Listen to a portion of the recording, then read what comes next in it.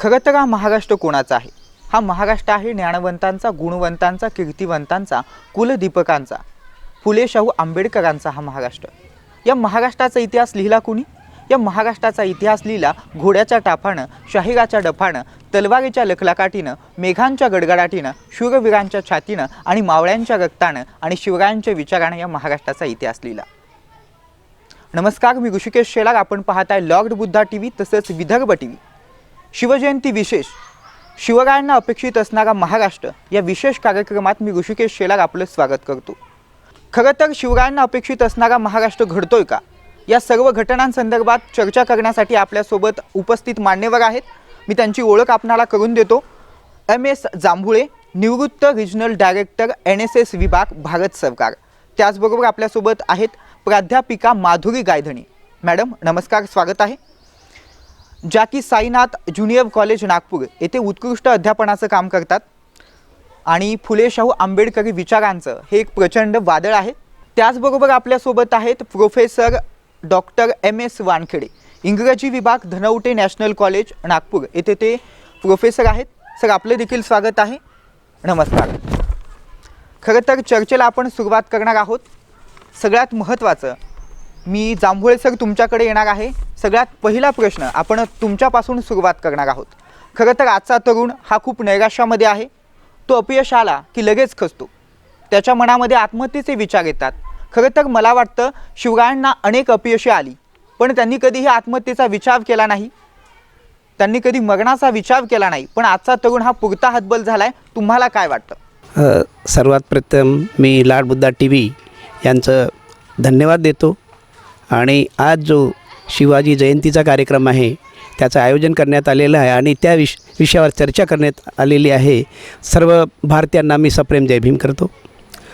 युवकांबद्दल आपण जे मला प्रश्न विचारलेला आहे, सर्वात पहिले भगवान बुद्धांनी म्हटलेलं आहे अत दीप भव, एनलाइटन युअर सेल्फ, अपना जीवन खुद ही आप संवारना है। शिवाजी महाराजांचं जीवन पूर्ण क्रांतिकारी आहे। त्यांच्या आई माता जिजाऊ यांनी लहानपणापासून त्यांना चांगल्या प्रकारचे संस्कार दिलेत। चांगल्या म्हणजे शिक्षण म्हणजे एकतर लिहिण्याचं शिक्षण, म्हणजे घोड्यावर कसं आपण हे घोडेस्वार करायचं ते शिक्षण, तलवारीचं शिक्षण, भाल्याचं शिक्षण आणि अगदी नीतिमत्ता, धार्मिक शिक्षण त्यांचे वडील आणि आई यांनी त्यांना दिलेलं आहे। सध्याच्या काळामध्ये मॉडर्न युगामध्ये मला नाही वाटत की कोणाचेच आई वडील कोणाकडे वेळ नाही आणि सध्या जे कॉम्प्युटरचं युग आहे आणि मोबाईलच्या युगामध्ये प्रत्येकजण आपापला मोबाईल एका कुटुंबामध्ये घेऊन बसतात आणि आईला वेळ नाही मुलासोबत इंटरॅक्शन करायला, वडिलांना नाही, आणि अशा प्रकारे आपली संस्कृती आज रसातळाला पोहोचलेली आहे। तर मला वाटते की जे पॅरेंट आहेत त्यांचा फार मोठा रोल आहे। आपल्या मुलांना व्यवस्थित शिक्षण देणं, धार्मिक विधी त्यांना करणं, संस्कार देणं, नीतिमत्ता सांगणं आणि कशा प्रकारे आपल्या मुलाला घडवायचं। जसं जिजाऊनी शिवाजी महाराजांना घडवलं आणि त्यामुळे शिवाजी महाराज ते खूप अगदी 16व्या वर्षी त्यांना शहाजीरावांनी एक आपलं राज्य दिलं की तू हे सांभाळ। आजच्या काळामध्ये मला नाही वाटत कुठला युवक ही जिम्मेदारी स्वीकारेल म्हणून। त्यामुळे Shivaji he is a model to the youth of India.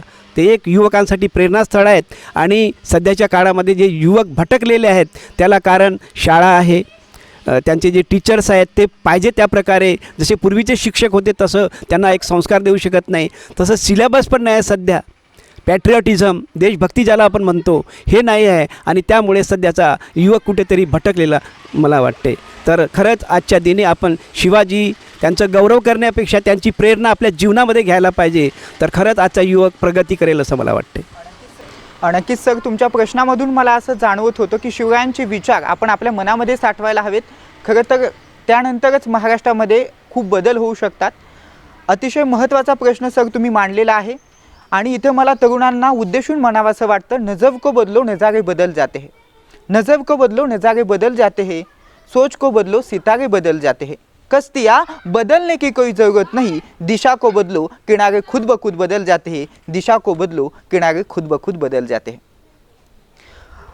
सगळं आता तुमचा प्रश्न झालेलाच आहे। आता आपण गायधनी मॅडमकडे येऊयात। खरं तर मॅडम तुम्हाला एक महत्त्वाचा प्रश्न मला विचारायचा आहे की शिवाजी महाराज म्हटलं की अंगामध्ये एक नवचैतन्य निर्माण होतं, ऊर्जेचा नवीन प्रवाह निर्माण होतो। काय सांगाल याचबद्दल?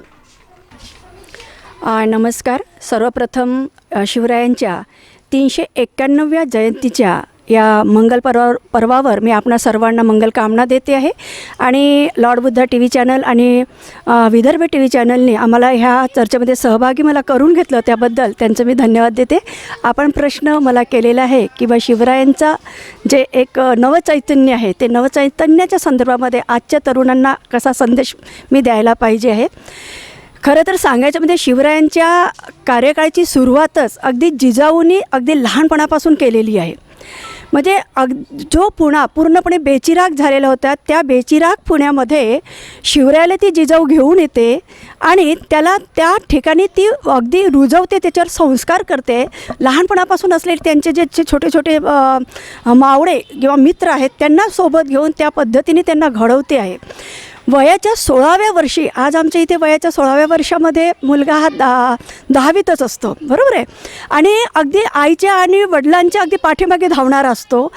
त्या वयामध्ये ते शिवराय हातामध्ये तलवार आणि घोड्यावर बसून ते तोरणा किल्ला जिंकतात आहे आणि पहिला विजय प्राप्त करतात आहे. आता आम्ही तरुणांच्या संदर्भामध्ये मी या ठिकाणी हे बोलेल की आमच्या तरुणांना अगदी शिवाजी महाराज की जय किंवा छत्रपती शिवाजी महाराजांची जय म्हणत जे काही अगदी धांगडधिंगा घालणं आणि मोठमोठे मिरवणुका काढणं हा प्रकार छान जमतो आहे. पण आमच्या तरुणांनी शिवरायांचा हा इतिहास आठवायला पाहिजे की त्या तरुणांनी त्या वयामध्ये काय केलेलं होतं. त्यावेळची जी गरज होती की जे मुस्लिम आदिलशाही असेल, निजामशाही असेल, कुतुबशाही असेल की ज्यांचं अधिराज्य ह्या मराठी मोळ्या समाजावर चाललेलं होतं आणि जे काही त्यांच्याकडनं जे काही अन्याय अत्याचार समाजाला सहन करावे लागत होते, ते बदलण्यासाठी शिवरायांनी आमची सत्ता असायला पाहिजे यातून त्यांनी 16व्या वर्षी घोड्यावर बसून हातामध्ये तलवार घेऊन ते तोरणा किल्ला जिंकणं आणि तिथून आपल्या मराठा साम्राज्याची स्थापना करणं. आमच्या तरुणांनी हा इतिहास आठवायला पाहिजे की आज देशामध्ये किंवा समाजामध्ये कुठली परिस्थिती आहे, अशा परिस्थितीमध्ये मी शिवरायांचा जर इतिहास आठवला तर मी कसा असायला पाहिजे. कारण शिवराय म्हटलं की आमच्या मनामध्ये अगदी नवं चैतन्य, रक्त सळसळायला लागते हो. म्हणजे एक बाकी कुणाच्या विचाराने असं नको, पण शिवराय म्हटलं की आमच्या तरुण अगदी अक्षरशः असं वाटतं की त्याला तो स्वतःच त्याच्यामध्ये शिवाजी कुठेतरी संचारलेला आहे आणि तो संचारायलाही पाहिजे. पण कसा संचारायला पाहिजे? नीतिमत्तेचा संचारायला पाहिजे, प्रामाणिकतेचा संचारायला पाहिजे, राष्ट्रभक्तीचा संचारायला पाहिजे, आपल्या समाजातील स्त्रीविषयी आदर निर्माण होणारा शिवाजी संचारायला पाहिजे, असं मला या ठिकाणी सांगा असं वाटतं. तर तरुणांना मी तर यावेळेला असा संदेश देईल की तुम्ही इतिहास वाचा, शिवाजींचा इतिहास वाचता. त्यावेळेला शिवाजीने कशा भूमिका घेतलेल्या आहे. अगदी अंधश्रद्धेपासून दूर वैज्ञानिक दृष्टिकोन, आपण वैज्ञानिक दृष्टिकोन म्हटलं की जरा विचार येतो की शिवाजीने कोणता वैज्ञानिक दृष्टिकोन घेतलेला आहे. अरे लढाया करताना तो माणूस पौर्णिमा आहे की अमावस्या याचा विचार करत नाही. हे काय कमी अंधश्रद्धेपासून दूर होण्याची भूमिका आहे का? आणि आज आमचा तरुण किंवा आमची आई जिजाऊचा हा इतिहास किती मोठा चांगला म्हणावा की त्या शिवाजीला घडवताना किती मोठा वैज्ञानिक दृष्टिकोन तिने स्वीकारलेला आहे. आमच्या आजच्या आईने हा दृष्टिकोन स्वीकारून आमच्या तरुणामध्ये तो शिवाजी निर्माण करणं फार महत्त्वाचं आहे की कुठल्याही प्रकारच्या अशा पद्धती श्रद्धा अंधश्रद्धेत न बाळगता आज गरज काय, ज्या वेळेला जी गरज निर्माण झाली त्या पद्धतीने नीतिमत्तेने आपलं पाऊल कसं उचलता येईल आणि कशा पद्धतीने आपल्याला यश प्राप्त करता येईल ह्या पद्धतीची भूमिका आमच्या तरुणांनी घेणं आवश्यक आहे. नुसतं ढोल ताशे वाजवणं आणि त्यांच्या मिरवणुका काढणं आणि गुलाल उधळणं आणि शिवाजी महाराज की जय म्हणत मोठमोठे जल्लोष करणं म्हणजे शिवजयंती साजरी करणं नव्हे, तर त्याचा अभ्यास करणं, तो अंगीकारणं, विचारात उतरवणं, त्या पद्धतीने स्वतःची आदर्श वागणूक ठेवणं फार महत्त्वाचं आहे. तरच शिवाजी आमच्या संचारला असं आम्ही म्हणू शकू. निश्चितच समर्पक असं उत्तर तुम्ही खूप सुंदर या महाराष्ट्राच्या नव्हे तर भारताच्या जनतेला दिलेलं आहे. आणि तुमच्या प्रश्नामधून जाणवत होतं की आजच्या आईने सुद्धा तिच्यामध्ये खूप बदल करायला हवेत, जिजाऊंप्रमाणे राहायला हवंय. जर जिजाऊच घडल्या नाहीत तर शिवबा घडणार नाही आहेत. हा अतिशय महत्त्वाचा पॉईंट तुम्ही इथे मांडलेला आहे. तर मी वानखेडे साहेबांकडे येणार आहे. वानखेडेजी, खरं तर शिवरायांना अपेक्षित असणारा महाराष्ट्र कधी घडेल असं तुम्हाला वाटतं? सर्वांना मी या ठिकाणी शिवजयंतीच्या शुभेच्छा देऊ इच्छितो. जय शिवराय, जय महाराष्ट्र. असं असतं की प्रत्येक गोष्ट ही मानवाच्या विचारधारेशी जुळलेली असते.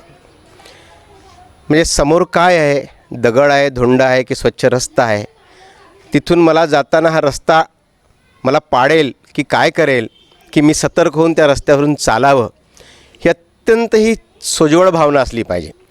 सोज्वळ भावना कुणाच्याही मनात जर असेल तर कोणी कोणाविषयीही तिरस्कार करणार नाही, कोणाकडेही अत्यंत घाणेरड्या नजरेने तो पाहू शकणार नाही आणि त्याची कृती जी असेल ती फार समर्पकात असेल. आणि म्हणून असं म्हटलं गेलं आहे की केल्याने होतं आहे रे आधी केल्याची पाहिजे. आपण कसं सकारात्मकतेने कोणतं कार्य करतो त्यावरच सारे काही उत्तरं त्यात मिळू शकतात. शिवाजी महाराजांचा विचार केला तर आता मी तुम्हाला पुन्हा शिवाजी महाराजांच्या त्या काळात नेईन की ज्यावेळेस त्यांना राज्याभिषेक करावा लागला. आता खरं म्हणजे इथे आपण विचार करतो की हा कोण, हा या जातीचा, तो या जातीचा, तो या धर्माचा, की तो अमका की टोमका. आता हे सगळं खऱ्या अर्थाने अगदी हीन वर्तणूक जी आहे ही फक्त आणि फक्त, मला तर पूर्ण विश्वात कुठे दिसत नाही, ती फक्त आणि फक्त भारतामध्ये दिसते. भारतामध्ये यासाठी दिसते की हा कोणत्या जातीचा आहे, माझ्यासमोरची बाई ही कोण आहे, माझ्या जातीची आहे की दुसऱ्या जातीची आहे. ही जी संकल्पना आहे ना, ही संकल्पना आपण आपल्या मनातून काढून टाकली पाहिजे. जेव्हा शिवाजी महाराजांचा राज्याभिषेक करण्यात आला तेव्हा तो गागाभट्टांनी केला. आणि गागाभट्टांनी कशाने केला तर शिवाजी महाराजांच्या डोक्यावर सुद्धा पाय ठेवूनच केला. आणि त्यासाठी त्यांना 7,000 हेन, तेवढचं ते होतं चलन होतं शिवाजी काळातलं, हां त्याला हेन म्हणतात, त्या 7,000 हेन त्यांना दिले आणि 10,000 हेन आणि 17,000 हेन कोणाला तर ब्राह्मणांना, शिवाजी महाराजांना वाटप करावे लागले होते. अर्थात बघा, शिवाजी महाराजांच्या मनामध्ये माझा जो अभ्यास आहे हे मला सांगतो आहे की शिवाजी महाराजांच्या मनामध्ये कोणताही जातीधर्म नव्हता किंवा कुठल्याही धर्माविषयीचा भेदभाव नव्हता. तसं जर असतं तर महार समाजाची माणसं त्यांचे योद्धे कसे राहिले असते, तसं जर असतं तर मग मुस्लिमसुद्धा त्यांच्या ह्याच्यात कसे राहिले गेले. नक्कीच त्यांच्या आगमागाचे प्रमुख देखील मुस्लिमच होते. हां, ते जरी असले तरी पण त्यासाठी त्यांनी कसं बस, मुस्लिम असो की तो हिंदू असो की या जातीचा असो की त्या जातीचा, तुमची दृष्टी जर सकारात्मक असेल तर कोणाचाही त्यात नकारात्मक भाव राहू शकत नाही. याची अगदी सबळ विचार माता जिजाऊनी निश्चितपणे शिवाजी महाराजांमध्ये अगदी अल्पवयात बिंबवला, हे नाकारता येत नाही आपल्याला. आणि त्यामुळेच शिवाजी महाराज ज्या मोठ्या पदावरती गेलेत त्याच्या आईचा एक पाठपुरावा आहे. आईने त्यांना जे काही सांगितलं त्या मार्गाने शिवाजी महाराज जाऊ शकलेत. आणि शिवाजी महाराज जाऊ शकत असताना त्यांनी, पुन्हा आता तेच सांगेन मी तुम्हाला, की त्यांच्या मनात कुठलाही भेदभाव नव्हता. पण तरीही मात्र त्यांना कशी दखलंदाजी द्यायची हे, किंवा शिवाजी महाराजांना संपवणारे कोण आहेत हे मला सांगण्याची गरज नाही, शिवाजी महाराजांना कोणी मारलं हे मी तुम्हाला सांगण्याची गरज नाही आहे, हे तर सर्व इतिहास आपल्या समोर आहे. तर या संबंधाने आता पुन्हा असं म्हटलं जातं की शिवाजी महाराजांच्या जयंतीविषयी 2 संभ्रम आहेत. ते संभ्रम कसे, आता आपण आज 19 फेब्रुवारी आणि हा ऐतिहासिक दिवस आहे. 19 फेब्रुवारी 1630ला शिवाजी महाराजांचा जन्म झालेला होता. पण पुन्हा आपण अंधश्रद्धेकडे कसं न्यायचं म्हणून मग ती काय तर वैशाख शुद्ध तृतीया, तर कधी ती फाल्गुन वद्य तृतीया, असे वेगवेगळे भाव कोणी निर्माण केलेत आणि कशासाठी निर्माण करायचे, हे अशा प्रकारचा संभ्रमसुद्धा लोकांच्या मनात बिंबवायचा, हे खऱ्या अर्थाने इथल्या जातीयवादी लोकांचं पूर्णपणे षडयंत्र आहे. आत्तापर्यंत म्हणजे माझा थोडासा एक वेगळा अनुभव असा आहे की शिवाजी महाराजांचा पुतळा मी माझ्या अगदी प्रेमळपणाने सांगतो आणि ओपन अंतःकरणाने सांगतो आहे की कधीच बाबासाहेबांना मानणाऱ्या किंवा बुद्धाच्या लोकांनी कधीच शिवाजीचा पुतळा तोडला नाही. आणि मला हेही माहीत आहे की जे मराठे म्हणत की शिवाजी महाराजांना मानतात त्यांनी जाऊन बाबासाहेबांचा पुतळा तोडला असेल असं अजिबात झालेलं नाही आहे. पण त्याच्या पाठीमागची जी पार्श्वभूमी असते त्याच्या पाठीमागे कोण उभे राहतात आणि कोणाला कुठं जुंपवून टाकायचं आहे. तुम्हाला आधीच सांगितलं की एक काळ असा होता की शिवाजी महाराजांना राज्याभिषेक करायला ब्राह्मण तयार नव्हता. आज मात्र तोच समाज शिवाजी महाराजांचा उदो करायला लागलेला आहे. आता तर अलीकडचेच आमच्या एका छोटासा ग्रुप आहे, त्या ग्रुपवरती अशी बातमी आली की बघा आता नाना पटोलेंचं एवढं मोठं स्वागत होतं आहे, एवढी मोठी रॅली निघत आहे, त्याच्यातनं काही कोरोना पसरत नाही.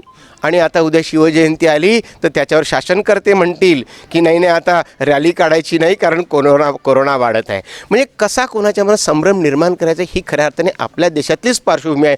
अशी पार्श्वभूमी मला तरी कुठेही दिसत नाही. मी अनेक देशांना भेटून आलेलो आहे, अनेक देशांचं वाचनही माझ्या डोक्यामध्ये आहे, पण खूप विद्वत्तात मी विद्वान व्यक्ती नसलं तरी काही गोष्टी ज्या आहेत त्या काही गोष्टीशी मी सडेतोडपणे कुणाचीही भीती मनात न बाळगता सातत्याने ठेवत असतो. खरं तर इथे एक महत्त्वाचा प्रश्न मला इथे उपस्थित करावासा वाटतो प्रेक्षक मित्रांनो. खरं तर ज्या काही रूढी परंपरा आहेत त्या फक्त भारतापुरत्याच मर्यादित आहेत, त्या इतर देशामध्ये आपल्याला पाहायला मिळत नाहीत. खरं तर आपण चीनचा जर अभ्यास केला तर चीनमध्ये कोणीही माणूस भिकारी नाही, आणि जर जो माणूस भिकारी असेल तर त्याला तिथलं शासन पगार देतं खऱ्या अर्थानं. आणि बरोबर आहे. तुम्हाला शिवजयंती दिनी प्रेक्षकांपुढे मी एका प्रश्नाचा इथे उलगडा करणार आहे. खरं तर मलाच इथे एक प्रश्न असा पडतो की महाराष्ट्राचे जे काही रेल्वे स्टेशन आहेत, जे काही बस स्थानक आहेत, या बस स्थानकावरती भिकारी बसत आहेत, लहान लहान मुलांचे हातपाय तोडून तिथं बसवलं जात आहे. याला जबाबदार नेमकं कोण आहे? हे सगळं शोधण्यामागे शासन का पाठपुरावा सगळ्याचा शासन का करत नाही? आता खरं म्हणजे त्याचंही उत्तर मला द्यावंच वाटेल.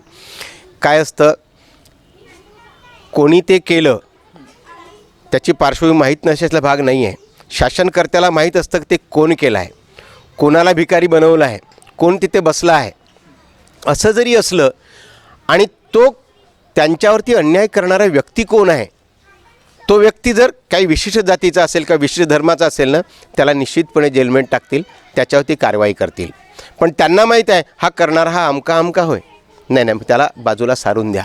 ही खऱ्या अर्थाने आपलं पुन्हा तेच म्हणेन की अत्यंत राजनीती जी आपली आहे ही अत्यंत घाणेरडी राजनीती आहे. ती फक्त स्वार्थापुरती राजनीती आहे. पक्ष कोणताही असो, कोणत्याही पक्षाचा असो, मला तर कोणत्याही पक्षाच्या कोणत्याही राजकीय नेत्यावरती अजिबात विश्वास नाही आहे.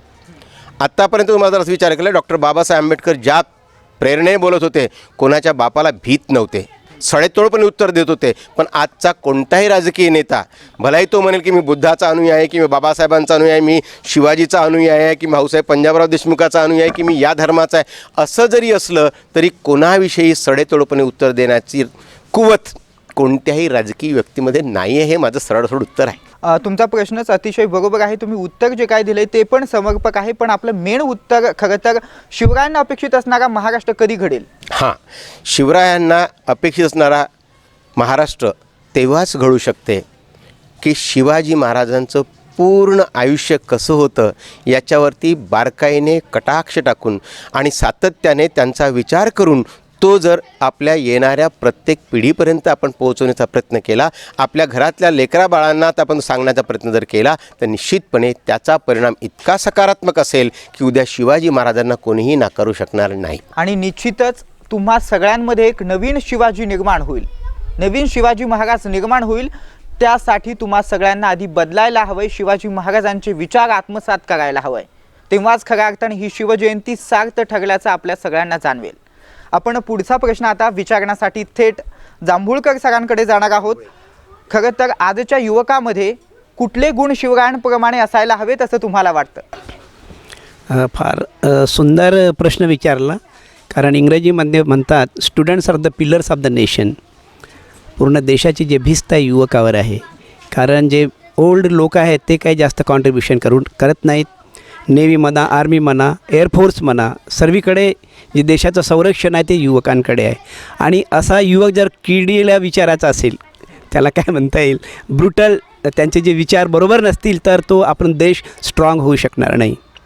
तसं आपण पहिले जो प्रश्न विचारला की शिवाजी महाराज आणि युवक, तर आपण शिवाजीचे गुण त्याच प्रकारे युवकांनी जर घेतले, खरं सांगायचं म्हणजे, तर मला वाटतं की एक आपला देश चांगला स्ट्रॉंग होऊ शकतो, सबळ होऊ शकतो.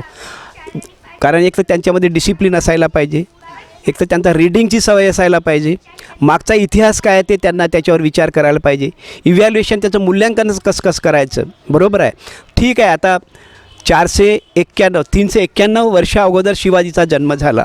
त्यावेळेस कॉम्प्युटर नव्हतं, तुमचा मोबाईल नव्हता, एवढे रोडं नव्हते. म्हणजे शिवाजींनी तेव्हाच्या बिकट परिस्थितीमध्ये तिकडे रस्ते पण नव्हते, तिथे कसे काय किल्ल्यावर त्यांनी आक्रमण केलं. इट्स अ वंडरफुल, म्हणजे आश्चर्य करण्यालायक आहे.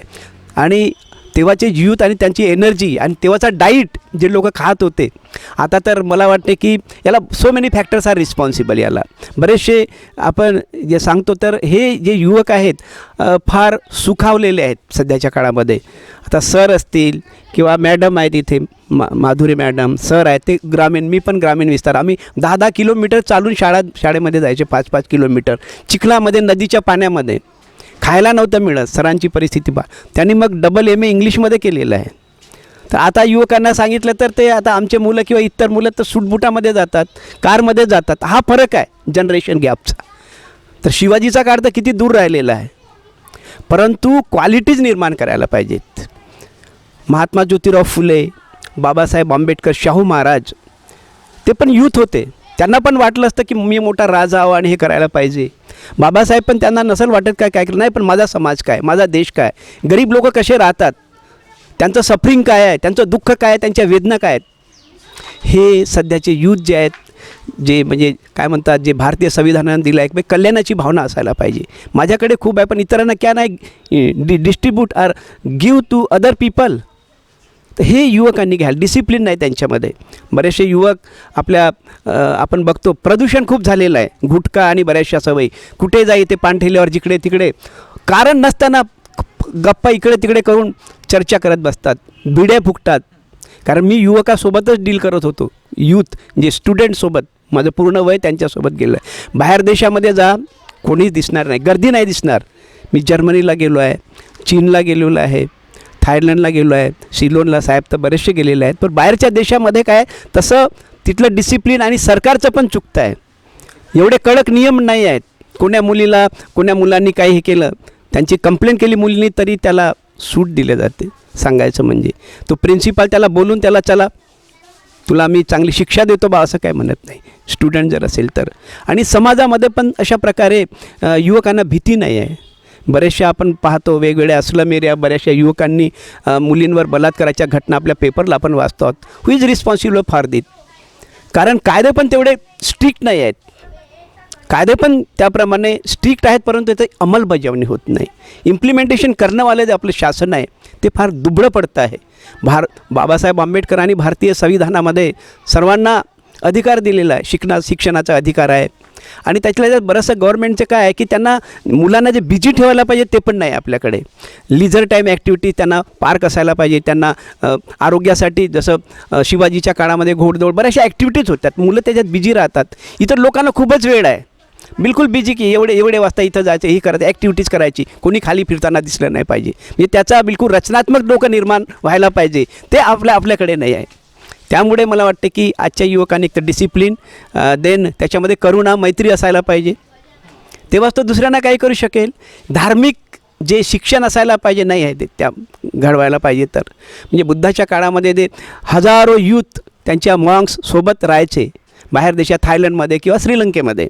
तर त्यामुळे त्यांना एक धर्माचं शिक्षण मिळत असतं. प्रत्येकाला कंपल्सरी त्या बुद्धिस्ट मॉंकचं ट्रेनिंग देणं आवश्यक आहे, पण आपल्या देशामध्ये नाही. पूर्वीचा काळ जो होता अगदी धार्मिक आणि विनयशील होता, त्याप्रमाणे खूप गॅप पडलेले आहे सध्या. आणि त्याला जे आपण युवकांना दोष देतो असं आहे तसं आहे, त्याला पिक्चर रिस्पॉन्सिबल आहेत. त्याचा ड्रेस तुम्ही पहा, एखाद्या नटीने जसं घातलं असेल तर पूर्ण आजकाल असं वाटतं कपड्यांची गरजच नाही आहे. सांगायचं म्हणजे बरेचसे काही युवक आहेत जसं पिक्चरमध्ये नटी घालते तसा ड्रेस घालतो आपण, परंतु जे युवक आहेत तेवढे प्रगल्भ नाही आहेत. मग म्हणतो की आपण अशा प्रकारे केसेस होतात. तर हे पण आपण एक लक्षात घ्यायला पाहिजे. त्याच्यावर सेन्सर बोर्डनी रिस्ट्रिक्शन द्यायला, असे पिक्चर दाखवायचेच नाही ना. अश्लील पिक्चर काय कारण आहे दाखवायचं, तुम्ही तसं दाखवूच नका, प्रदर्शन करू नका, बॅन असायला पाहिजे. सर्रास त्याची ॲडव्हर्टाईज सर्व लोक जातात पाहायला, यूथ पण जातात, एजेड लोक पण जातात. तर आपण लिटरेचर पण तसंच आपण पब्लिश करायला पाहिजे. इव्हन तुमच्या फेसबुकवर आणि मोबाईलवर अश्लील अशा प्रकारचे नको, कारण आई वडील घरी नसल्यानंतर मुलं तेच बघतात. मग आपण म्हणतो की असं का, त्याप्रमाणे सुसाईड करतात, IAS झालेले लोक सुसाईड करतात, तरुण पोरं सुसाईड करतात, इंजिनियर मुलं सुसाईड करतात. तर मुलांना एक काय म्हणतात पॉझिटिव्ह थिंकिंग आणि पर्याय काय आहे, तुला इंजिनिअरिंगला नाही आलं तर डॉक्टरला नाही लागलं दुसरं आहे ना, काय हरकत नाही, तू मेकॅनिकल हो, तू रिक्षा चालव, पण as a human being you will survive your life. लोकांना अशा प्रकारचे एक जीवन शिक्षण पण देणं आवश्यक आहे. आपलं जे सिलेबस आहे हे पण बदलायला पाहिजे. जेव्हापासूनचं चाललेलं तेच आर्ट्स, कॉमर्स, सायन्स, त्याच्यामध्ये जीवन शिक्षण नाही तर तुला आपल्या पायावर उभं होणारं काहीतरी शिक्षण आहे का, अशा प्रकारे मुलांना मला वाटते शिक्षण दिलं तर फार महत्त्वाचं होईल. पूर्वीचे जे विद्यापीठ होते, तक्षशिला, नालंदा विद्यापीठ पूर्वीच्या काळामध्ये संपन्न होते आणि तिथून कितीतरी एक आदर्श युवक आणि नागरिक निर्माण होत होते. परंतु सध्याच्या काळामध्ये प्रायव्हेट जे झालेलं आहे आणि जे मनामध्ये ते तसंच चालवतात आणि त्यामुळे युवकाला जसं डायरेक्शन मिळायला पाहिजे ते मिळत नाही. तर मला वाटते की इतर दुसऱ्या ज्या काही एज्युकेशनल इन्स्टिट्यूट आहे त्या पण रिस्पॉन्सिबल आहेत. UGC युनिव्हर्सिटी ग्रँट्स कमिशन जे युवकांना जे काही सिलेबस देते ते पण जिम्मेदार आहे. अशा प्रकारे पर्टिक्युलर लोकांचा ग्रुप असायला पाहिजे. आणि या देशामध्ये जे मनुवादी शक्ती आहे त्यांनी जास्तीत जास्त मिसगाईड केलेलं आहे युवकांना, मिसगाईड केलेलं आहे. ज्योतिषाची काय गरज आहे, सरांनी सांगितल्याप्रमाणे जे कॅलेंडर आहे त्याप्रमाणे तुम्ही चाला. मग काय ते कुठं तिथं काय ज्योतिष नाही, हे असं होते आणि तसं होते, अमावस्या पौर्णिमा म्हणून आपण तसं करायचं. All this blunders are there. So we should follow right thing, scientific attitude, असं मला वाटते युवकांना सांगायचं आहे. आणि त्याप्रमाणे वागले तर त्यांचं जीवन चांगलं कुशल होऊ शकते आणि मला वाटते की प्रज्वलित होऊ शकते. तर अशा प्रकारे मला आजच्या युवकांना सांगायचं आहे. धन्यवाद. निश्चितच सर, तुम्ही खूप सुंदर असे विचार तुमचे मांडलेले आहेत. मी पुन्हा माधुरी मॅडमकडे येऊ इच्छितो. माधुरी मॅडम, सरांनी जे काय आता उत्तर दिलेलं आहे त्यावरून असं सुद्धा जाणवतं आहे की आजच्या शिक्षणाचं कुठेतरी बाजारीकरण होताना तुम्हाला दिसतंय का? काय सांगाल? अगदी बरोबर आहे. आपला प्रश्न अगदी बरोबर आहे की शिक्षणाचं बाजारीकरण होत आहे. आपण शिवाजींच्या कालावधीमध्ये किंवा आता सरांनी जसं बुद्धाच्या कालावधीचा विचार केला तर त्या कालावधीमध्ये जरी आजच्यासारखी शैक्षणिक क्षेत्र नसली तरीसुद्धा शिक्षणाची जबाबदारी ही त्या राजाची किंवा त्या गावातील प्रमुखाची असायची. बुद्धाच्या कालावधीमध्ये असलेली शैक्षणिक केंद्र, त्या ठिकाणी येणारा जो वर्ग सर्वसामान्य त्याच्या शिक्षणाचा खर्च हा संपूर्ण त्या प्रांताचा किंवा त्या भागाचा तो प्रमुख किंवा राजा करायचा. आपण इकडे शिवाजीच्याही कालावधीचा विचार केला, शैक्षणिक केंद्र नव्हती पण घराघरातून जे शिक्षण दिलं जायचं त्या पद्धतीने ते शिक्षण दिलं जायचं. आज आपण बघतो की मोठ्या प्रमाणामध्ये काय झालेलं आहे की शैक्षणिक केंद्र निर्माण झालेली. 21व्या जगाची ती एक मागणी आहे की आता हे शैक्षणिक केंद्र निर्माण झालेली आहेत आणि ती शिक्षण केंद्र असायला पाहिजे. पण ह्या शिक्षणाची जबाबदारी कोण घेतो आहे? आज समाजामध्ये आपल्याला 3 पद्धतीची लोकं दिसतात आहे, उच्च, मध्यम आणि निम्न स्तरातील. म्हणजे आर्थिकदृष्ट्या मी याचा विचार करेल, मी जातीच्या दृष्टिकोनातून विचार करत नाही की या ठिकाणी श्रीमंत, मध्यम आणि निम्न स्तरातील वर्ग आहे. शिक्षणाच्या बाजारीकरणामुळे काय झालं की आज जी जबाबदारी आमच्या सरकारने समाजातील प्रत्येक वर्गाची घ्यायला पाहिजे, अगदी उच्च समाजात किंवा श्रीमंत वर्गातील विद्यार्थ्यापासून तर अगदी निम्न वर्गातील गरीब विद्यार्थ्यापर्यंतची जबाबदारी शिक्षणाची ही सरकारची आहे. आमच्या संविधानाने आम्हाला अधिकार दिलेले आहे की बा शिक्षण हा त्याचा अधिकार आहे आणि त्याला तो मिळायला पाहिजे. त्यावेळेलासुद्धा आपण बघतो की सुरुवातीलासुद्धा शिक्षणाची आपण शाहू महाराजांचा इतिहास जर अभ्यासला तर शाहू महाराजांनी प्रत्येकासाठी शिक्षण आवश्यक केलेलं होतं. आणि जोही शेतकरी आपल्या मुलाला जर शाळेत पाठवत नसेल तर त्याला 100 कोडे मारायचे अशी शिक्षा दिलेली होती. म्हणजे शिक्षण हे सक्तीचं केलेलं होतं. आजही शिक्षण सक्तीचं असायला पाहिजे पण ते सक्तीचं शिक्षण समानतेचं असायला पाहिजे. आज तसं दिसत नाही ना. आज काय झालं आहे, गव्हर्मेंटच्या शाळा वेगळ्या झालेल्या आहेत आणि प्रायव्हेट शाळा वेगळ्या झालेल्या आहेत. शिक्षणाचं उदारीकरणाचं धोरण करता करता ते खाजगीकरणाकडे कसं गेलं हे कळायला मार्गच नाही.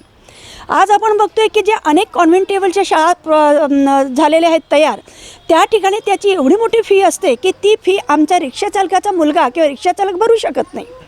मग ते शिक्षण तो कुठे घेतो? जिल्हा परिषदच्या किंवा गव्हर्मेंटच्या शाळेमध्ये. आता मग आमची गव्हर्मेंटची शाळा किंवा जिल्हा परिषदची जी काही शाळा असेल, प्राथमिक शाळा असेल नाही, हायस्कूलची शाळा असेल नाही, ज्युनियरपर्यंतचं असेल, ते एज्युकेशन ज्याप्रमाणे प्रायव्हेट संस्थेला ज्या पद्धतीने अधिकाऱ्यांच्या दर्जाचे ते देतो आहे तो गव्हर्मेंट त्या दर्जाचं एज्युकेशन आपल्या जिल्हा परिषदच्या शाळेमध्ये का देत नाही? एका कालावधीमध्ये म्हणजे आमच्या कालावधीमध्ये आम्ही बघतो आहे किंवा आता सर वानखेडे सर असतील किंवा जांभुळे सर असतील, ह्या लोकांचे एज्युकेशन मला असं वाटते गव्हर्मेंट शाळांमध्येच झालेलं आहे. पण आज ते एक क्लास 1 अधिकारी म्हणून निर्माण झालेले आहेत. पण आज त्यांची मुलं हे गव्हर्मेंट शाळेमधून जर शिकले तर क्लास 1 अधिकारी निर्माण होतील का? हा एक फार मोठा प्रश्न माझ्यासमोर आहे. कारण मी सुद्धा एक गव्हर्मेंट शाळेतीलच प्राध्यापिका आहे. पण त्यावेळेला कॉन्व्हेंट लेवलचं आम्ही एज्युकेशन पाहतो तर कॉन्व्हेंट लेवलचं एज्युकेशन हे हायर एज्युकेशन आम्हाला कुठेतरी दिसतं. त्या ठिकाणची मुलं ते शार्प आम्हाला दिसतात आहे. मग आमची मुलं शार्प नाही का? पण यांना एज्युकेशन जे दिलं जातं, यांना ज्या सोयी पुरवल्या जातात त्या सोयी आणि त्यांच्या सोयीमध्ये खूप फरक पडतं. आज आम्हाला आपण बघतो की एज्युकेशन करण्यासाठी आमच्या गरीब मुलांना पुस्तकं नाही, काही नाही, अशा वेळेला स्कॉलरशिप आमच्याकडे येत होती. आज जवळपास बघतो आहे की 2016 नंतर आमच्या स्कॉलरशिप मुलांच्या बंद झाल्या. त्या स्त्रियांच्या शिक्षणाकडे पाहण्याचं दृष्टिकोन तर आपला भारतीयांचा माहीतच आहे अजूनही. आम्ही किती स्त्री पुरुष समानतेचे नारे लावलेले असतील तरीसुद्धा आज सर्वसामान्य घरामध्ये मुलगा आणि मुलगी जर असेल तर समजा CBSEचं शिक्षण द्यायचं आहे, कारण CBSEच्या शिक्षणासाठी पैसा लागतो. तर CBSEचं शिक्षण हे ते मुलासाठी असतं आणि स्टेट गव्हर्नमेंटचं शिक्षण किंवा एखाद्या जिल्हा परिषद शाळेमध्ये मुलीला टाकलं जातं. अशी उदाहरणं आम्ही आमच्या समाजामध्ये आणि शाळेमध्ये पाहतो आहे. मग समजा हे शिक्षण CBSEच्याच लेवलचं आमच्या गव्हर्नमेंटच्या शाळेमध्ये मिळालं, सगळ्यांच्या दर्जा सारखा मिळाला, ज्याला आम्ही पब्लिक स्कूल म्हणू शकतो. कारण बाहेरच्या देशामध्ये आपण बघतोय, जसं मी अमेरिकेमध्ये 2 महिने राहून आलेली आहे, त्या ठिकाणी मोठमोठ्या चांगल्या लोकांची मुलं पब्लिक स्कूलमध्ये शिकतात आहे. म्हणजे एकाच दर्जाचं त्या ठिकाणी एज्युकेशन मिळतं आहे. म्हणजे पब्लिक स्कूल म्हणजे गव्हर्नमेंटची शाळा, त्याच्यामध्ये श्रीमंतांची मुलं शिकतात आहे. आमच्या श्रीमंतांची मुलं का प्रायव्हेटमध्ये जातात आहे? मग आमचे पब्लिक स्कूल किंवा आमच्या गव्हर्नमेंटच्या शाळा ह्या चांगल्या दर्जाच्या का निर्माण करू शकत नाही? म्हणजे याच्यासाठी कारणीभूत कोण आहे? यासाठी सरकार जबाबदार आहे असं तुम्हाला वाटतं मला का? अगदी बरोबर आहे, यासाठी सरकार जबाबदार आहे. कारण गरीब श्रीमंतीची दरी ही आपलं सरकार निर्माण सरकार करते असं निर्माण तुमच्या करते. उत्तरामधून जाणवतं. अगदी बरोबर आहे, सरकारच निर्माण करते. आज आमच्या ज्या गव्हर्नमेंट शाळा आहे, ह्या गव्हर्नमेंट शाळेमध्ये ज्या पद्धतीचं शिक्षण असायला पाहिजे, त्या शाळा ज्या प्रतीच्या असायला पाहिजे, त्याला सोयी ज्या पद्धतीने द्यायला पाहिजे त्या विद्यार्थ्यांना. कारण या ठिकाणी शिकणारा आमचा गरीब विद्यार्थी आहे, झोपापट्टीचा विद्यार्थी आहे, ग्रामीण भागातील विद्यार्थी आहे, रिक्षा चालकाचा विद्यार्थी आहे. इथे आमच्या इथे भांडवलदार किंवा उद्योजकांचे विद्यार्थी नाही आहेत ना गव्हर्नमेंट शाळेमध्ये. मग ह्या मुलांना शिक्षणाचा अधिकार नाही का? यांना उच्च दर्जाचं शिक्षण नको का? यांना उच्च दर्जाचे जीवन नको आहे का? मग हे कोणी द्यावं? याची जबाबदारी कोणी घ्यावी?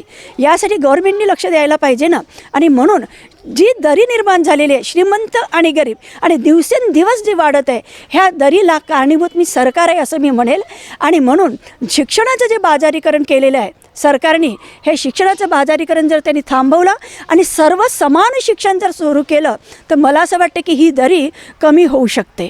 निश्चितच खूप समर्पक असं उत्तर मॅडम तुम्ही दिलेलं आहे. मी पुन्हा वानखेडे सरांकडे येतोय. वानखेडे सर, ठाकरे सरकार शिवस्वराज्य चालवते असं तुम्हाला वाटतं का? काय सांगाल यावरच? बघा, ठाकरे सरकार शिवसरकार चालवते की नाही हा तसाही प्रश्न मोठा संभ्रमात टाकणारा आहे. आणि त्याचं कारणही मला असं वाटतं, आता मी राजकारणाचा प्रश्न विचारल्यामुळेच म्हणतो आहे ते, कसं आहे की जे आता केंद्रातले सत्ताधारी आहेत, त्या केंद्रातील सत्ताधाऱ्यांना सातत्यानं वाटतं की पूर्ण देशामध्ये आम्हीच सत्ताधारी असावे, महाराष्ट्रात त्यांची सत्ता नाही. आणि म्हणून माझा उद्देश आहे, मला असं वाटतं की इथल्या CMला उद्धव ठाकरेंना टार्गेट का करायचं? कारण उद्धव ठाकरे आमचा पक्ष सोडून गेले, आमच्यासोबत ते काही शासनात येऊ शकले नाहीत, आणि त्यांनी आता मग काँग्रेसला म्हणा, राष्ट्रवादीला म्हणा, त्यांना पकडलं आणि ते सत्तेत आले. म्हणून आता यांच्यापासून कसं अलिप्त करता येईल याच्यावरती हे सगळे ताशेरे आहे. नाही तर आतापर्यंत मी आता काल परवाच्या पेपरमध्ये न्यूज वाचली की उद्धव ठाकरे आणि आपले माजी CM मुख्यमंत्री फडणवीसांनी आता त्याच्यात काय ताशेरे ओढले हे सगळ्या जे वाचक वर्ग आहेत त्या वाचकवर्गाने वाचूनच घेतलं असेल. खरं म्हणजे कसं असते, मला तर असं बरेचदा असं वाटतं की काही विशिष्ट ज्या पक्षाचे लोक आहेत त्यांना असं वाटतं की फक्त आमचीच सत्ता असावी, आम्हीच सत्तेत आलो पाहिजे, आमच्याशिवाय दुसरं कोणीही सत्तेत राहू नये. म्हणजे मी खरं म्हणजे पुन्हा ती चातुर्वर्ण व्यवस्था आहे की नाही, यांचं टार्गेट तेच आहे. जेव्हा केंद्रात मागे सरकार होतं तेव्हासुद्धा तसंच होतं की मनुस्मृती दहनचा दिवस जो आहे तो मनुस्मृती एकट्या माणसाने मनुस्मृती दहन केलं, तेव्हापासून तो मनुस्मृती दहन दिवस सुरू आहे. परंतु कोणीही त्या मनुस्मृती दहन दिवसाच्या विषयी ताशेरे ओढण्याची हिंमत अजूनही कोणी करत नाही. कारण काय? अरे बापा, हे तर बाबासाहेबांनी केलं होतं. तेव्हा तर महात्मा गांधींकडे अनेक लोक गेले होते. अहो बाबासाहेब आंबेडकर ते मनुस्मृती जाळत आहे, आणि जाळल्यानंतर मग आपलं काय होईल, तेव्हा तुम्ही हे करा. तेव्हा महात्मा गांधीसुद्धा बाबासाहेबांच्या त्या कृतीला कधीच उत्तर देऊ शकले नाहीत. ती बाबासाहेबांची किती क्षमता होती हे त्यातून सिद्ध होते. आणि हे असं असतानाही आत्तापर्यंत आता थोडंसं असं वाटते मला का या देशातला बहुजन समाज जो आहे ना, तो आत्ता थोडासा बाबासाहेबांच्या विचाराविषयी आपल्या जागृत होतो आहे. आपल्या संविधानाविषयी तो थोडा जागृत होतो आहे. आत्तापर्यंत तो पूर्णपणे मेन महत्त्वाचा असा प्रश्न आहे की ठाकरे सरकार शिवस्वराज्य चालवत आहे का? नाही. एकाच शब्दात ठाकरे सरकारसुद्धा शिवस्वराज्य चालवत नाही आहेत. शिवस्वराज्य चालण्याची क्षमता जर ठाकरे साहेबांमध्ये असती तर आजची ती अवस्था आली नसती असं मला वाटतं. आज महाराष्ट्र या कोरोनासाठी टार्गेट कोण करतो आहे? तर केंद्र करते आहे. पुन्हा तर त्याच्यावर मी येईन. आता मी हे तर मागे खूप मोठं आर्टिकल यावरची लिहिलं होतं, मी दिलं नाही कोणाला अजून. मी हे सांगू इच्छितो की मला सांगा, जर कोरोनाचा पहिला पेशंट 30 जानेवारी 2020ला जर केरळच्या एअरपोर्टवर आला आणि समजा मी जर त्यावेळेस PM असतो, तर मी काय केलं असतं? मी सरळ सांगितलं असतं, या देशातले सर्व विमानतळ आहेत ते आता स्ट्रिक्ट करा, येणाऱ्या प्रत्येक माणसाची टेस्ट करा, जो पॉझिटिव्ह असेल त्याला ते आयसोलेशनमध्ये टाका आणि जो पॉझिटिव्ह नाही त्याला जाऊ द्या. हे पहिलं कारण जर झालं असतं तर या देशामध्ये कोरोना पसरला नसता. कोरोना पसरण्यासाठी दुसरी गोष्ट कुठली? तर ती आलेली गायिका, काय तिचं नाव आहे गायिकाचं? ते करीना. हां, आता ती आल्यानंतर तिने कोणाकोणासोबत हस्तांदोलन नाही केलं. राष्ट्रपतीसह इतरांसोबतसुद्धा तिने हस्तांदोलन केलं. आता मला सांगा, ज्याला कोरोना झाला आणि त्याने हस्तांदोलन केलं असेल, दुसऱ्याला कोरोना होईल की नाही? आणि मग जर त्या महिलेने जर राष्ट्रपती साहेबांसोबत जर हस्तांदोलन केलं, काय राष्ट्रपती साहेबांना कोरोना झाला नसेल? पण हा देखावा कोणीच केलेला नाही. त्याच्यानंतर आपल्या ट्रम्प साहेबांनी ते आणलं. ट्रम्प साहेबांनी ते आणण्याची गरज नव्हती. ट्रम्प साहेबांमुळेच खऱ्या अर्थाने मी तर म्हणेन की कोरोना जास्त पसरला. सत्ता पाडायची आपली सत्ता नाही म्हणून मध्य प्रदेशात सत्ता पाडण्यासाठी आम्ही तिथे घुसलो आणि तिथे जाऊन सत्ता पाडली आणि आपली सत्ता स्थापन करायचं. लगेच मग 23 मार्चपासून लॉकडाऊन. आणि या लॉकडाऊनच्या काळामध्ये किती गरीब गुद्यांना आपलं नुकसान करावं लागलं. अजूनही त्यांचा पोट भरण्याची क्षमता त्यांच्यामध्ये नाही आहे. अनेकांना आम्ही असं बघितलं, स्वतः आम्ही होतोच अन्नधान्य वाटप करायला. त्या काळामध्ये आम्ही स्वतः जाऊन त्यांना खूप सारी मदत जशी काही करता येईल तशी ती मदत त्यांना केली. त्यांच्या पायात चप्पल नाही, जोडे नाही, अक्षरशः पाय त्यांच्या रक्ताने माखलेले आणि 1 महिन्याचं 15 दिवसाचं लेकरू किंवा 8 महिने 9 महिन्याची गर्भवती स्त्री कितीतरी किलोमीटर रात्रंदिवस पायी पायी येऊन चालत राहिली. याची जबाबदारी कोणी घ्यावी? ही जबाबदारी शासनाची नव्हती का? पण शासनाने ही जबाबदारी घेतली नाही. शासनाने आपली जबाबदारी पूर्ण झटकून टाकली आणि ही जी अवस्था आली. यांचं नेमकं हेच उद्दिष्ट आहे का या देशातला हा जो सामान्य वर्ग आहे, ज्याला आपण शूद्र वर्ग म्हणतो. आत्तापर्यंत तर अनेक लोक असं म्हणजे शूद्र म्हणजे कोण? तर तो शेड्यूल कास्टच. शेड्यूल कास्ट म्हणजे कोण? अमकाच. आणि शेड्यूल कास्ट म्हणजे फक्त एकच जाती. त्यांना काही 58 जाती माहीत नाही की दुसऱ्या शेड्यूल कास्टमध्ये कोणत्या आहे.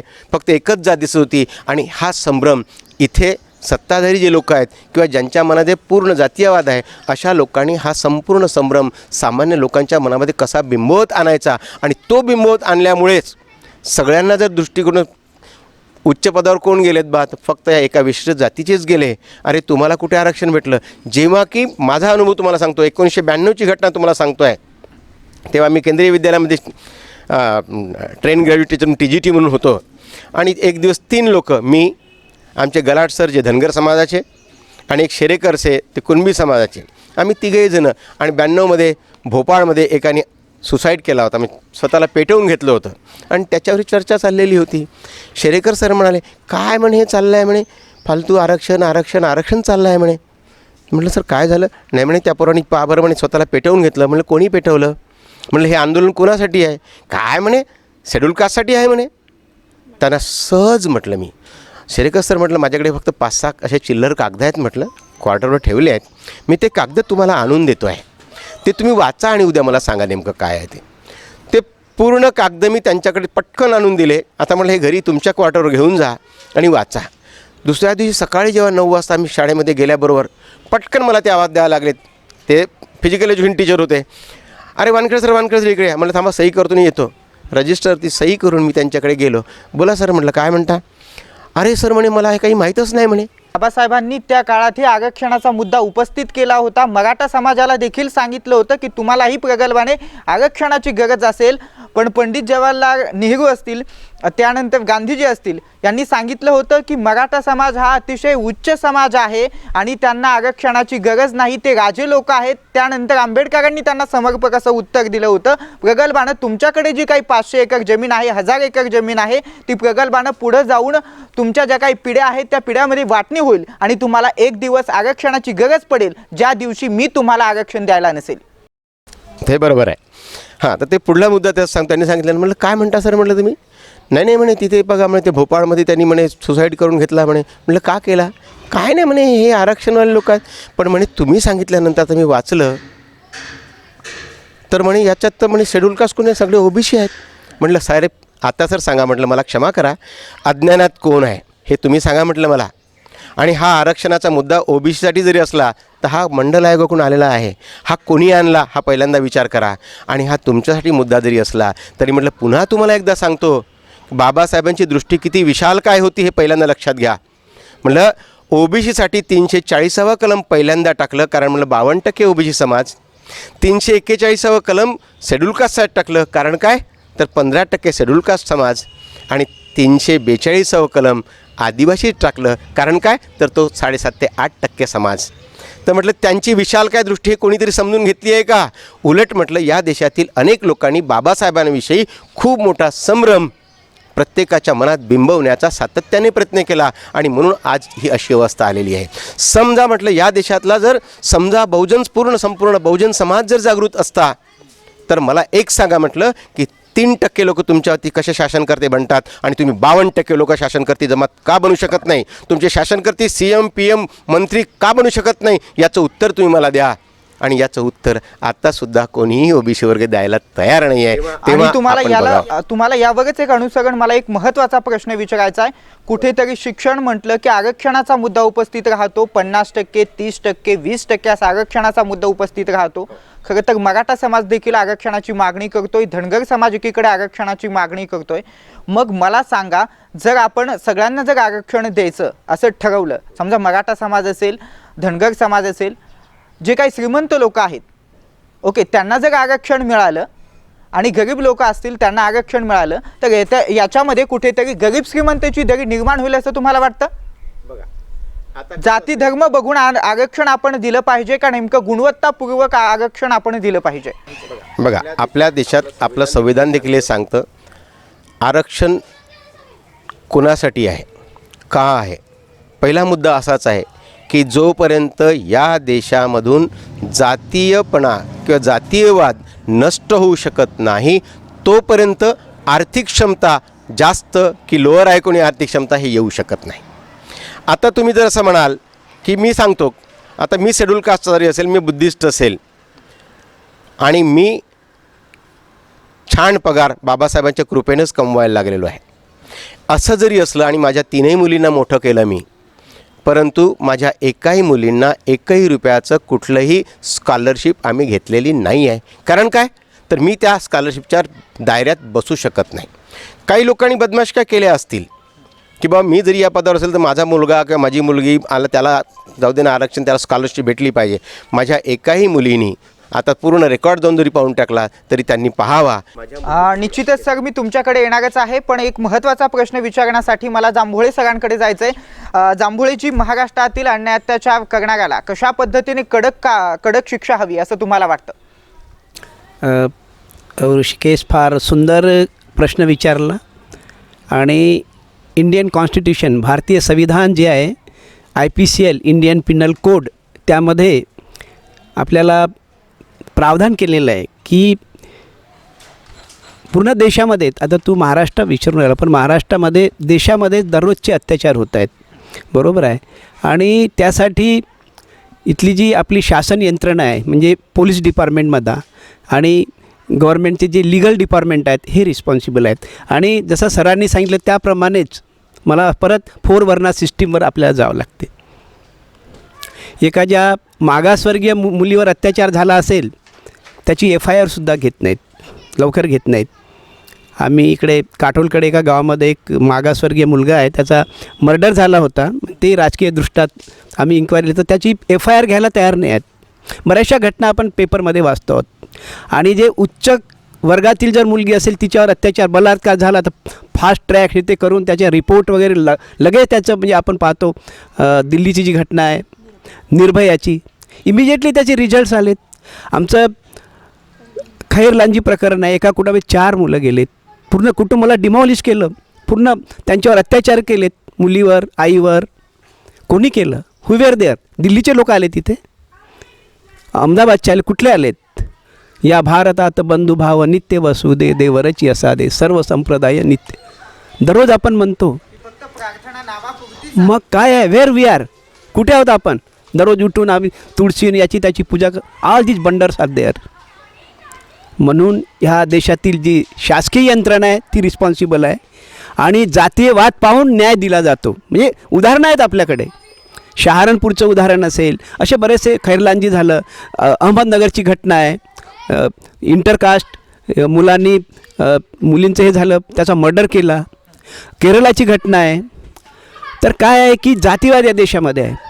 आपण, तुम्हाला माहीत आहे, अंधश्रद्धाचा जे प्रचार करणारे होते, दाभोळकर सर, पानसरे सर, चांगल्या व्यक्ती, त्यांचा खून होतो पण तरीही अद्याप त्यांच्या आत्महत्येचं म्हणा खुनाचा उलगडा होत नाही. ही आजची सद्य परिस्थिती आहे. याला कुठेतरी शासन जबाबदार आहे का असं तुम्हाला येस, वाटतं? रिअली गव्हर्नमेंट इज रिस्पॉन्सिबल याच्यासाठी. त्यामध्ये स्टेट गव्हर्नमेंट असेल आणि सेंट्रल गव्हर्नमेंट असेल आणि पोलीस डिपार्टमेंट असेल. जातीवाद या देशामध्ये आहे आणि त्यांना अंधश्रद्धेला वाव द्यायचा आहे, त्यांना म्हणजे एनकरेज करायचं आहे आणि सायंटिफिक आणि विज्ञानवादी जे लोक आहेत त्यांना यांना पुरवायचे या देशामध्ये. बरेचसे आपण उदाहरणं याला देऊ शकतो. तर मला म्हणून यासाठी लोकांनी जागृत व्हायचं आवश्यक आहे. We people are responsible. म्हणून बाबासाहेबांनी तुम्हाला अधिकार दिलेले आहेत. तुम्ही तुमच्या व्होटिंगचा उपयोग करा. इथं कोण आहे, सर्वात जास्त कम्युनिटी कोण आहे, पैसेवाले लोक कोण आहेत, राजकारणामध्ये कोण आहे, ज्यांच्याकडे सत्ता आहे, बरोबर आहे, त्यांच्याकडे कोर्ट्स आहेत, सुप्रीम कोर्ट आहेत, हाय कोर्ट आहेत, त्यांनी सर्व आपापले लोक भरलेले आहेत. तुमचा न्याय देणार हू इज देअर? तुम्हाला कोण न्याय देणार? वानखेडे सर जाणार तिथं सुप्रीम कोर्टामध्ये, गायधनी मॅडम जाणार आहेत, कोण, मी जांभुडे जाणार आहो. त्यासाठी तुम्हाला लोकांमध्ये आपल्याला अवेअरनेस क्रिएट करावं लागेल, मुलांना शिक्षण द्यावं लागेल आणि जनसमूह निर्माण करावं लागेल. बाबासाहेबांनी भारतीय संविधान लिहिलं, त्यामध्ये स्पेशली त्यांना माहीत होतं की ह्या लोकांसोबत अन्याय होत आहे देशामध्ये. पूर्ण भारतामध्ये कोणासोबत अन्याय होतो? महात्मा ज्योतिराव फुलेंनी तेच काम केलेलं आहे. शाहू महाराजांनी सुद्धा जातीयवाद निर्माण, म्हणजे भेदाभेद नको राहू, त्याच्यासाठी त्यांनी खूप मोठं काम केलेलं आहे. आणि शिवरायांनी सुद्धा भेदाभेद नको म्हणून त्यांच्या स्वराज्यामध्ये हर एक जातीचा मावळा होता. अगदी बरोबर आहे. त्यांनी कुठलाच जातीवाद, हिंदू आहे, मुस्लिम आहे, सर्वांना आपल्या सेनेमध्ये घेतलेलं आहे. आणि कुठं शिवाजींचे आपण इतिहास जरी वाचला त्या जातीवाद आपल्याला दिसतच नाही. हे लोक कोण आहेत? Who are this people? 4 varna system आणि पूर्ण, आता त्यांना जातीयवाद परत वाढवायचं आहे. त्यांना शिक्षणशाळा नको आहेत, दवाखाने नको आहेत, त्यांना मंदिरं पाहिजे आहेत, त्यांना बिल्ड करायचे आहेत मंदिरं. लोक मरत आहेत भुकेला, युवकांना काम नाही आहे, इकडे तिकडे भटकत आहेत आणि आपण मंदिरासाठी वर्गणी फिरवत आहोत. These are the. एकीकडे डॉक्टर बाबासाहेब आंबेडकर म्हणतात, तुम्ही जर एक मंदिर बांधलं तर तुम्ही 1000 भिकारी निर्माण करता.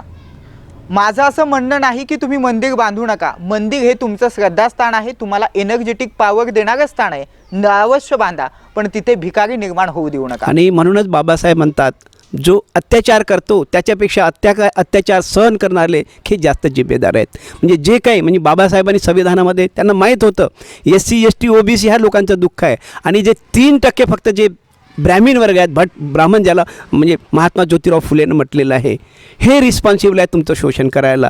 जर तुम्ही until unless you can't unite, तुम्ही जर एकत्र येणार नाही, तुमची शक्ती दाखवणार नाही, तर हे तुम्हाला नेहमीसाठी तुमचं पिसून पिठासारखं तुम्हाला करून तुमचं शोषण करणार. म्हणून बाबासाहेबांनी भारतीय संविधानामध्ये 340, 341 आणि 342 ह्या कलमा लिहिल्या. कशासाठी लिहिल्या?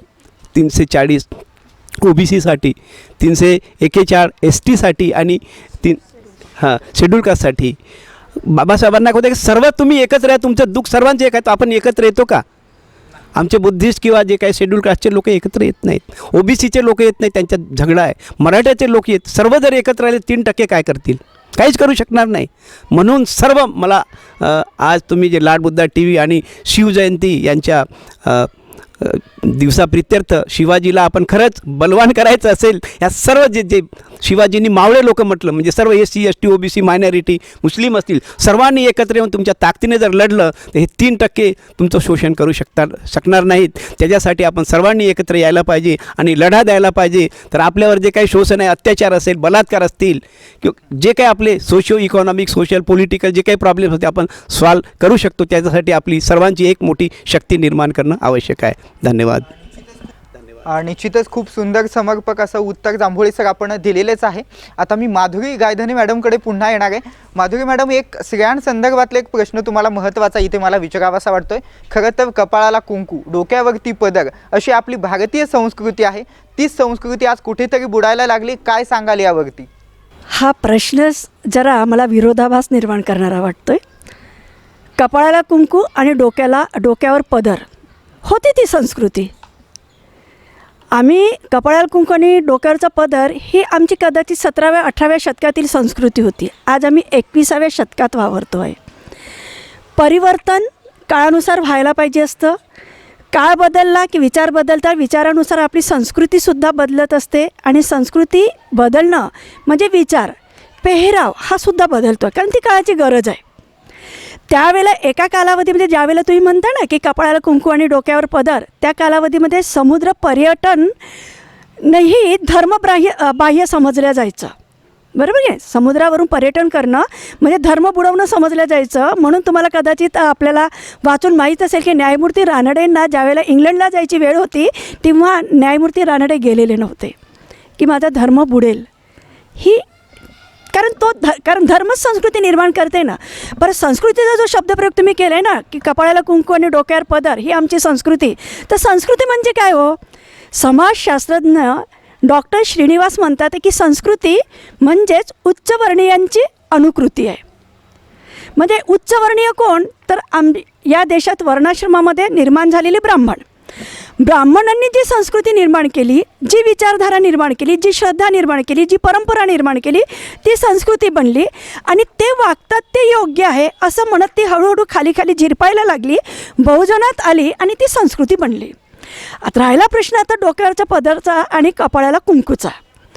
तर प्रश्न हा आहे की डोक्यावरचा पदर आम्ही आमचा ढळला किंवा आज आम्ही कपाळाला कुंकू लावत नसू तर आम्ही संस्कृती बाह्य आहोत का? आमच्या कपाळाला कुंकू केव्हा आलं याचाही एक फार मोठा इतिहास आहे. मी अगदी थोडक्यात 2 वाक्यामध्ये हा इतिहास तुम्हाला सांगते. हा इतिहास वाचला तर या आमच्या कपाळाला कुंकू का आलेला आहे. बाकीच्या देशामध्ये कपाळाला कुंकू नाही किंवा आमच्या देशामध्ये बाकीच्या जे स्त्री असतात त्यांनाही नाही. आम्ही हिंदू संस्कृती मनवणाऱ्यांना तो कपाळाला कुंकू आलेला आहे आणि आम्ही तो घेतलेला आहे. तर एक लेडीज लिहिणारी आहे, त्या म्हणतात आहे की हा कपाळाला कुंकू म्हणजे नवऱ्याने नेहमी तिच्या मागे संशयाने पाहणं. म्हणजे ती कुठे जाते का, कपाळाला कुंकू तिच्या पुसल्या गेला असेल तर हिचं कुठल्या दुसऱ्या पुरुषाशी काही संबंध आला आहे का, हे यामागे त्यांनी शोधत राहायचं. याच्याही पूर्वीचा इतिहास म्हटलं तर ही माझीच आहे म्हणून तिला रक्ताचा टिळा लावून तो कपाळाला कुंकू वगैरे लावण्यात आला. हा इतिहासही आपण थोडासा आर्य आणि अनार्यांच्या लढायांचा पाहिलं तर तो येतो. मग आता प्रश्न आहे की ठीक आहे, तो हळूहळू तो तसा आला आहे आणि नंतर आमच्या कपाळाला कुंकू आला आहे. पण आज आमच्या नवीन पोरी, ह्या नवीन पोरी कपाळाला कुंकू नाही लावत आहे. कारण महाराष्ट्रामध्येच ही आहे. आज इकडे तुम्ही बाहेर काश्मीरकडे वगैरे गेले तर समजा कपाळाला कुंकू लावणारी एखादी मुलगी दिसली की तिला लग्न झालेलं समजतात. आमच्या इथे मुलगी जन्माला आली की आई कपाळाला आधी टिळा लावते, नडोडती, मग लाल टिळ्यामध्ये यायला लागते. महाराष्ट्रामध्ये प्रत्येक ठिकाणी किंवा अजून गुजरात वगैरे इकडच्या भागामध्ये तशा पद्धतीची संस्कृती आहे. पण प्रत्येक भागामध्ये त्या विचारधारेनुसार ह्या गोष्टी बदलतात आहे. राहिला डोक्यावरचा पदर, तर आज आम्ही 21व्या शतकात वावरत असताना आज आम्हाला 9वारी घालणं किंवा 6वारी घालून वावरणं आणि डोक्यावर पदर घेतला म्हणजेच आम्ही इतरांना मान सन्मान देतो आणि नीतिमत्ता पाळतो असं जर म्हणत असाल तर ही चुकीची संस्कृती आहे असं स्पष्ट माझं मत आहे. ही अशी संस्कृती चुकीची, विचारधारा चुकीची आहे. म्हणजे आम्ही जर डोक्यावर पदर घेत नसू किंवा कपाळाला कुंकू लावत नसू तर म्हणून आम्ही संस्कृती बाह्य झालोत का? आमची संस्कृती काय? मोठ्यांचा सन्मान करणं, आपल्या विचारांमध्ये एक आदर्श स्त्रियांचा विचार आमच्यामध्ये रुजवणं. जिजाऊ असेल, सावित्रीबाई फुले असतील, रमाई असेल, बुद्धाच्या काळातील त्यावेळेच्या अनेक थेरी असतील, मग ती यशोधरा असेल किंवा महामाया असेल, नाही कुंडलकेशा असेल, त्याच्यानंतर आलेल्या अनेक आपण बघतोय की अनेक अशा सुधारणा कालावधीमध्ये सावित्रीबाई फुले, ताराबाई शिंदे आहेत, रानडे आहेत, अशा ह्या अनेक स्त्रिया आहेत. ह्या स्त्रियांचा विचार आम्ही रुजवणं अत्यंत महत्त्वाचे, ही आमची नीतिमत्ता आहे. नुसतं आम्ही डोक्यावर पदर सांभाळला आणि निश्चितच मॅडम मी तुमच्याकडे येणार आहे, पण आपण आता जाऊयात वानखेडे सरांकडे तुर्तास. वानखेडे सर, तुम्हाला एक महत्त्वाचा प्रश्न विचारायचा आहे की भारतामध्ये भ्रष्टाचार वाढतोय, यासाठी सरकारने कुठल्या उपाययोजना आखल्या पाहिजेत असं तुम्हाला वाटतं? बघा, भारतामध्ये जो भ्रष्टाचार वाढतो आहे तो भ्रष्टाचार फक्त राजकारणी लोकांमुळेच वाढलेला आहे.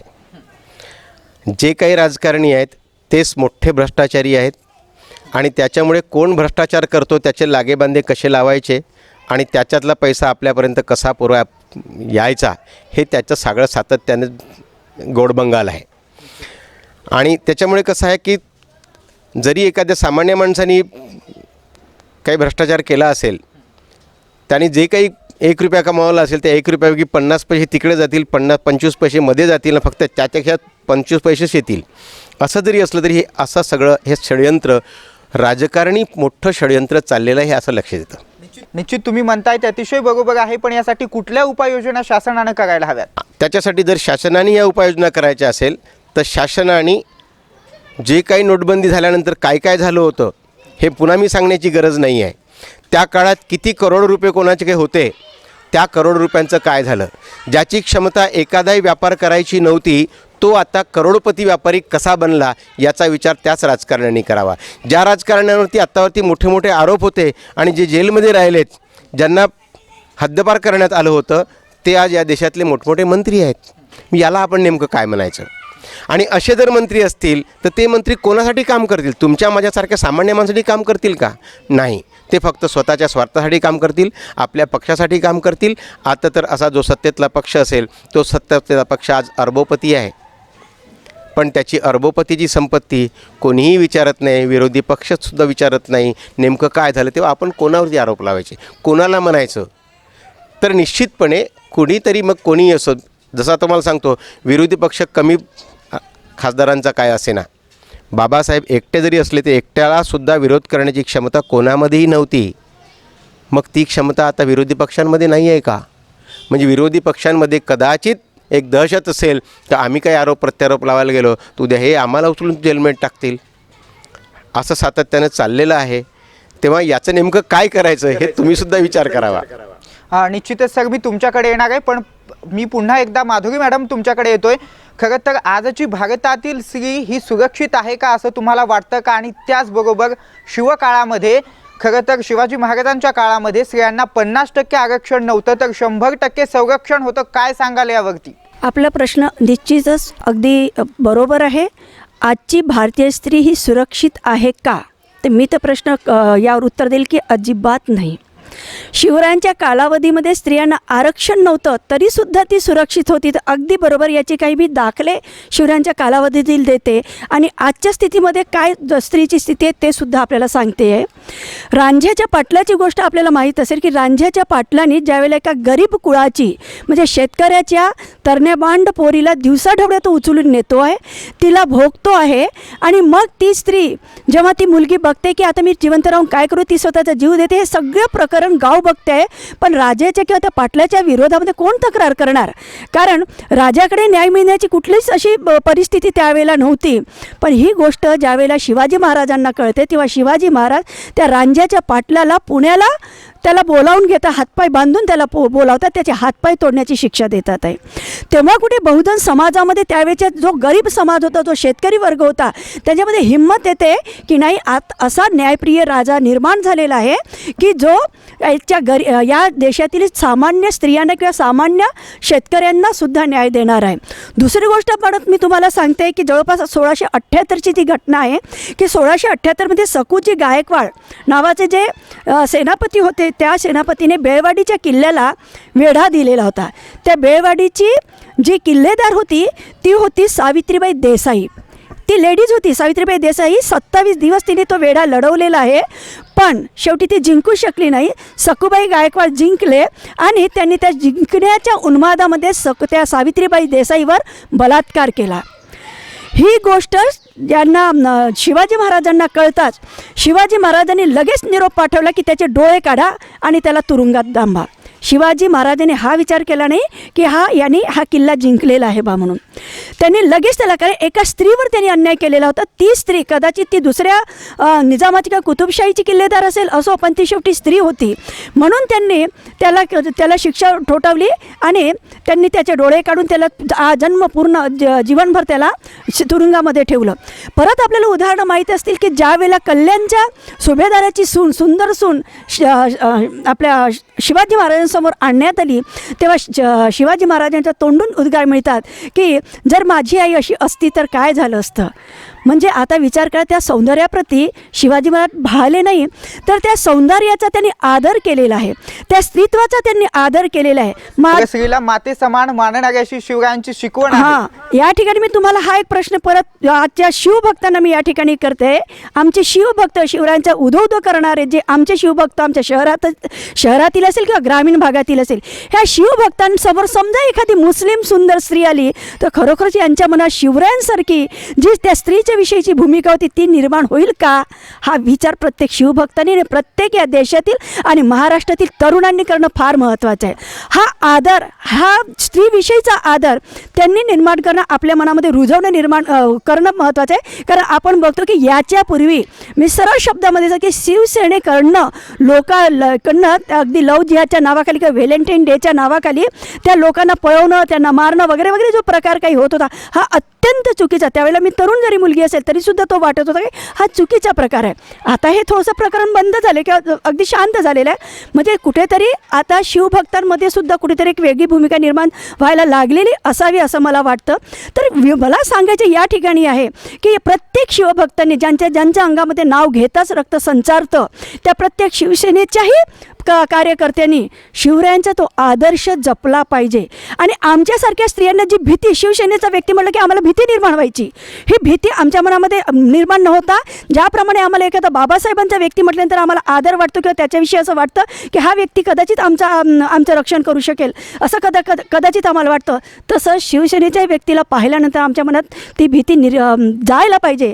आणि हा शिवसेनेचा व्यक्ती हा सुद्धा अगदी भीमसेना आणि शिवसेना एकत्र आहे की काय असं वाटून त्या स्त्रीमध्ये एक त्यांच्याविषयी बिनधास्त प्रवृत्ती निर्माण व्हायला पाहिजे. आता राहिला आजच्या परिस्थितीचा प्रश्न की आपण जे म्हटलेलं आहे की त्यावेळेला शिवरायांच्या कालावधीमध्ये स्त्री ही पूर्णपणे सुरक्षित होती. आजची आमची स्त्री सुरक्षित नाही आहे.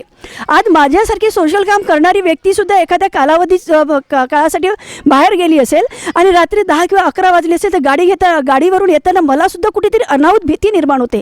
का अशी मला भीती निर्माण होते? देश माझाच आहे ना, या देशामध्ये राहणारी मी स्त्री आहे, या देशाची मी भगिनी म्हणते, या देशामध्ये मला देवीप्रमाणे दगडाच्या मूर्तीच पूजल्या जातं, पण तरीसुद्धा मला का भीती वाटावी?